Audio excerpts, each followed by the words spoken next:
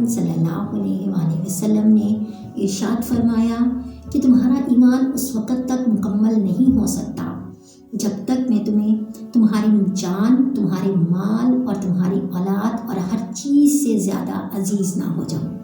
تو ایمان کے مکمل ہونے کی شرط یہ ہے کہ ہم حضور صلی اللہ علیہ وآلہ وسلم کی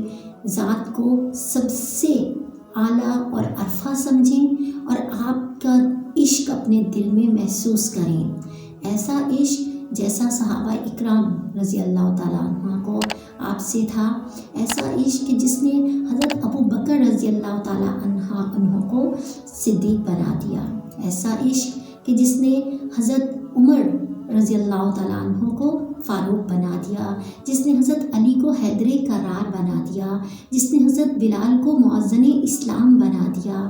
ایسا عشق کہ جس کے بارے میں حضرت پیارے نبی صلی اللہ علیہ وآلہ وسلم نے فرمایا کہ میں احد کے میدان میں جدھر دیکھتا تھا مجھے عمارہ نظر آتی تھی، حضرت عمارہ رضی اللہ تعالیٰ عنہ جیسا عشق، حضرت بلال رضی اللہ تعالیٰ عنہ جیسا عشق اور ان تمام صحابہ جیسا عشق، صحابیات جیسا عشق جیسا انہوں نے حضور صلی اللہ علیہ وآلہ وسلم سے کیا، اور اللہ تعالیٰ اس عشق کے بدلے میں ہمیں قیامت کے دن اپنے پیارے نبی حضرت محمد صلی اللہ علیہ وآلہ وسلم کے ہاتھ سے آب کوثر پینے کی توفیق عطا فرمائے۔ سیرت رسول پاک کی جینا سکھا گئی، ایک موج تھی جو قطرے کو سمندر بنا گئی،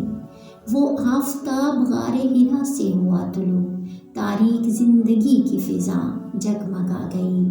زیادہ سے زیادہ درود شریف پڑھیں، اور ہم جتنا درود شریف پڑھیں گے ایک فرشتہ ہماری نیکیاں لکھنے میں مصروف ہو جائے گا اور دوسرا فرشتہ ہمارے گناہ مٹانے میں مصروف ہو جائے گا، اور دوسری چیز سنتوں پر عمل کریں اور اپنے پیارے نبی صلی اللہ علیہ وآلہ وسلم کے عشق کو اپنے دل میں محسوس کریں۔